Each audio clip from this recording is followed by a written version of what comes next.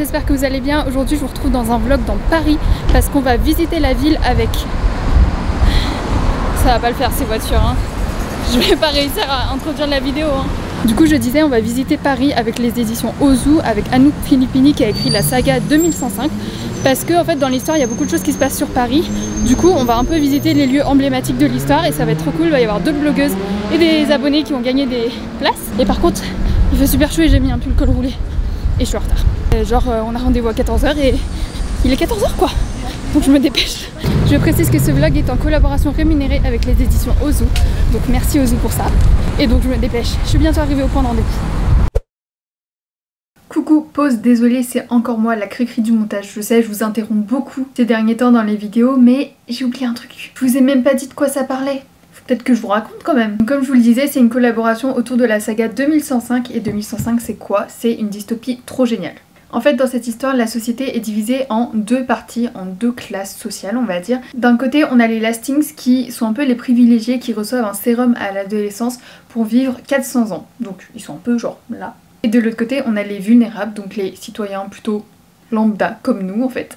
Et donc tous les ans, il y a un concours qui permet à 2 vulnérables de devenir des Lastings en leur injectant le sérum. Et donc on va suivre So, qui est donc une vulnérable qui va participer à ce concours parce que sa meilleure amie est une Lastings et du coup elle voudrait bien la rejoindre dans ses 400 ans de vie. Le truc c'est que sa mère est pas vraiment d'accord, mais bon, elle va quand même y aller. Mais elle va se rendre compte petit à petit qu'il y a quelque chose qui cloche chez elle, ou il y a plutôt quelque chose de bizarre, parce qu'elle commence à avoir des visions d'une époque un peu taboue, qui est les années 2000. Ah oui, parce que je vous ai pas précisé, enfin vous l'avez sûrement compris, mais ça se passe en 2105 du coup. Et donc les années 2000 c'est tabou, personne n'en parle, on sait pas trop ce qui s'est passé, il y a eu quelque chose qu'on n'a pas le droit de révéler, et So elle va avoir des visions et tout, et du coup le gouvernement n'est pas trop content, enfin bref, on s'embarque dans une histoire là je vous dis. Donc c'est une duologie, donc le tome 1, le tome 2, et si vous voulez avoir mon avis plus complet sur cette saga, je viens de faire un update lecture dessus, donc vous pouvez savoir tout ce que j'en pense. Désolée, je sais toujours pas où c'est, je pense que c'est là. Et du coup je vous laisse avec la suite du vlog, je vous spoilerai pas mais c'était trop bien. Du coup je suis avec ma gagnante Camille qui a gagné le concours pour participer avec nous. Elle m'a apporté un cadeau. Et pourquoi du coup du chocolat de chez Bona. Je fais la pub du coup. Oui du coup. Du bon chocolat. Ah mais trop gentil, merci, adorable. Voilà. Et du coup là il y a tout le monde. Et on va partir pour la visite. Hop, voilà.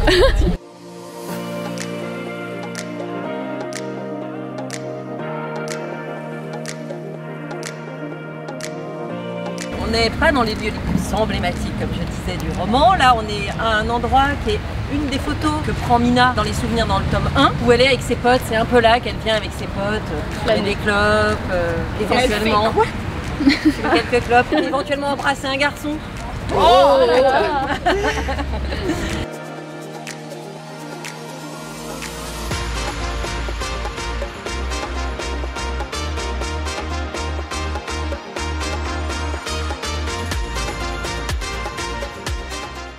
Faut que je fasse un petit speech.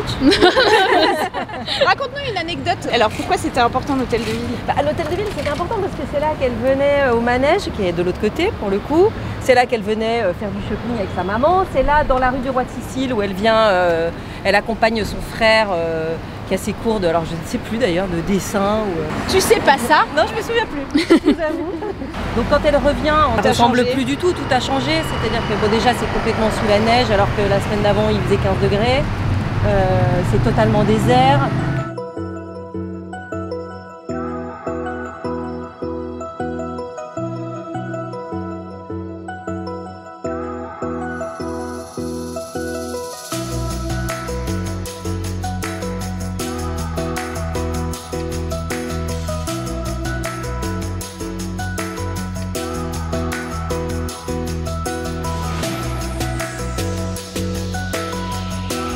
Du coup là on marche dans Paris, on se dirige vers la place de la République, tout le monde me regarde.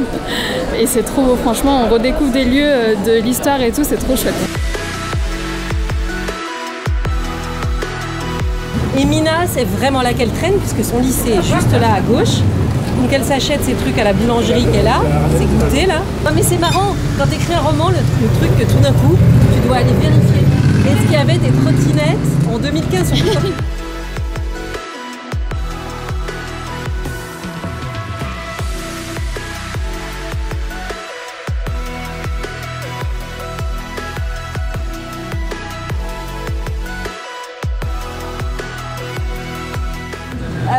tome 2 à cause d'Instagram, grâce à Instagram, parce que en réalité j'avais plein de messages sur Insta de lectrices qui me disaient ouais mais c'est pas fini. Je me suis rendu compte que de fait ils avaient raison, c'était pas terminé. Moi j'étais sûre d'avoir terminé. De fait en réalité ce livre n'était pas terminé. Donc puisque ce livre n'était pas terminé, il fallait le terminer. Et comme apparemment l'équipe éditoriale était assez d'accord, j'ai reçu un petit message genre « Monsieur Ozu est d'accord avec ton idée d'écrire un tome 2 ». Et là j'ai fait « Bon bah, s'il est d'accord, allons-y ».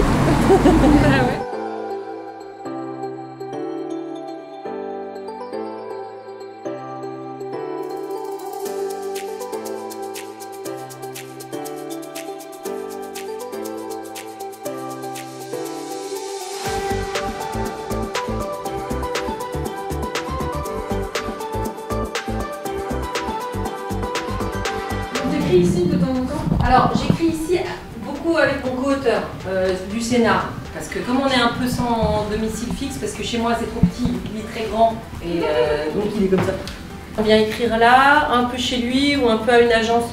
Et moi j'écris un peu ici, mais souvent j'écris chez moi. Quand j'écris mes romans, j'écris à la maison, j'ai pas besoin de...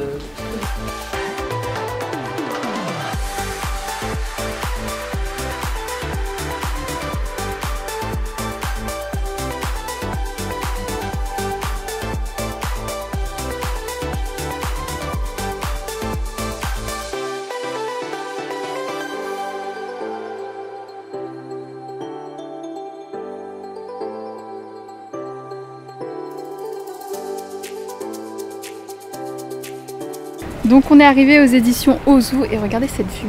On voit pas trop mais là il y a la Tour Eiffel. Là il y a le Sacré-Cœur mais c'est trop beau. Et du coup on a terminé la visite de Paris et on va manger.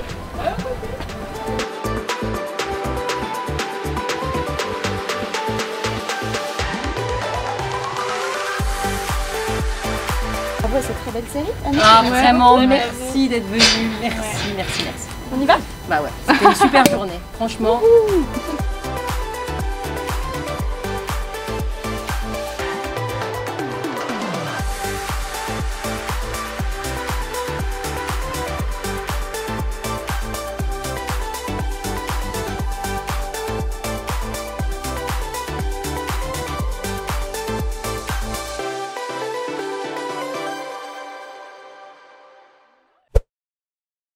Hello, je suis enfin rentrée chez moi, on est parti vers 20 h.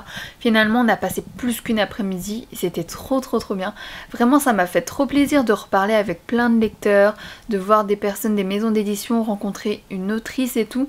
Vraiment c'était trop bien, ça m'a rappelé à quel point j'avais commencé tout ça, c'était pour parler lecture avec plein de passionnés et c'était vraiment génial quoi, j'ai tellement hâte de retourner en salon et de revivre ces genres de moments, mais genre décuplé fois 1000 parce que les salons c'est vraiment un autre level. Du coup la visite de Paris c'était super intéressant, c'était trop cool de revenir sur les pas des personnages en fait, de savoir quel personnage était où, enfin de pouvoir se repérer un peu dans les lieux, c'était vraiment génial et du coup en plus j'ai passé l'après-midi avec des gens super. Et du coup comme vous l'avez vu on a terminé dans les locaux des éditions Ozu, on a un peu parlé de tout après, c'était pas que genre juste la saga 2105, c'était sur tous les livres des éditions Ozu et c'était hyper enrichissant et c'était hyper passionnant en fait parce que on a rencontré du coup l'éditrice et la responsable édito du pôle roman, oui je crois que c'est ça, de Ozu et ça se voit qu'elle est passionnée mais à un truc de fou quoi, tous les livres qu'elle nous pitch ça a l'air incroyable. Du coup on en a récupéré quelques-uns, je vais vous montrer d'ailleurs parce qu'on a été super gâtés, j'ai pu me faire dédicacer les romans, on a eu des goodies, un tote bag,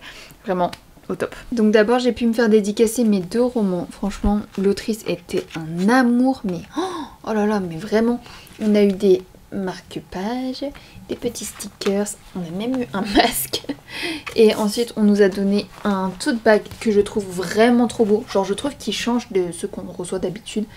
C'est trop canon et évidemment là il y a 2105. Ensuite j'ai pu récupérer d'autres livres. Donc celui-là c'est un style de genre qui ment, c'est un thriller vous voyez, à la 13 Reasons Why et tout. Et il a l'air trop bien. Celui-là on nous l'a donné aussi. On nous l'a pas pitché celui-là mais je trouve la couve trop belle. Et celui-là c'est sur des genre collégiens, espions, bah voilà, collégiens le jour, espions la nuit. Et pareil, quand on l'a piché ça avait l'air trop cool. Donc voilà, on a été hyper gâtés. Et d'ailleurs ils nous ont aussi donné ce flyer sur un concours d'écriture qu'ils organisent. Je vous mets toutes les infos là et je vous laisse mettre pause si ça vous intéresse, mais c'est pour des primo-romanciers.